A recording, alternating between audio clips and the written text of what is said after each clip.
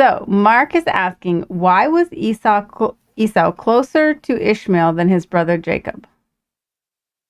So I want to make sure we're clear that I think they're talking about Isaac. Isaac was the father of Esau and Jacob's, not Ishmael. So just with that clarification, I got 3 reasons why I can guess that Esau was the closer of the sons to his father. Reason number 3 was that Esau technically was the oldest, even though Jacob and Esau were twins, born minutes apart. Esau was the oldest, so he was more favored by tradition. If you look at Deuteronomy 21:17, for example, it talks about the eldest son getting a double portion.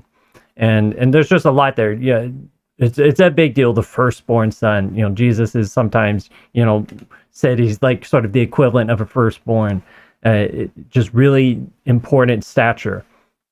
Then if we go to the second reason why is because Esau was a manly man. He just like the type of guy who go, oh, yeah, I want to be like him, right? That sort of man who was a hunter. He was burly, whereas Jacob more hung out with the women and did just household stuff. So we see this in Genesis 25:17. It says, "So the boys grew, and Esau was a skillful hunter, a man of the field, but Jacob was a mild man, dwelling in tents."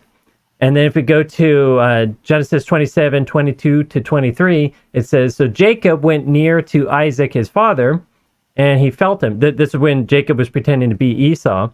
And Isaac says, the voice is Jacob's voice, but the hands are of Esau. And he didn't recognize him because Jacob's hands were hairy like his brother's Esau. So yeah, just not even just how he acted. Esau was also just this burly, hairy guy. And so as Jacob gets closer to his father to imitate Esau, he's wearing Esau's clothes and he has goat hair on him just to impersonate him. And in verse 27, it says, "And he, Jacob, came near and kissed him, his father, and the father smelled the smell of his clothing and blessed him and said, 'Surely this is the smell of my son,'" thinking it's Esau. It is like the smell of a field which the Lord has blessed. "Therefore may God give you of the dew of the heaven and of the fatness of the earth." And he blessed them for that reason. Then number one reason, and this one's 100% not guessing, is you hear the way to a man's heart is through his stomach. Well, that was the case with Isaac. Genesis 25:28, it says Isaac loved Esau because he ate of his game, the animals that he shot, but Rebekah loved Jacob. And if we go to Genesis 27, verses 3-4, this is when Isaac had first called in Esau to speak with him.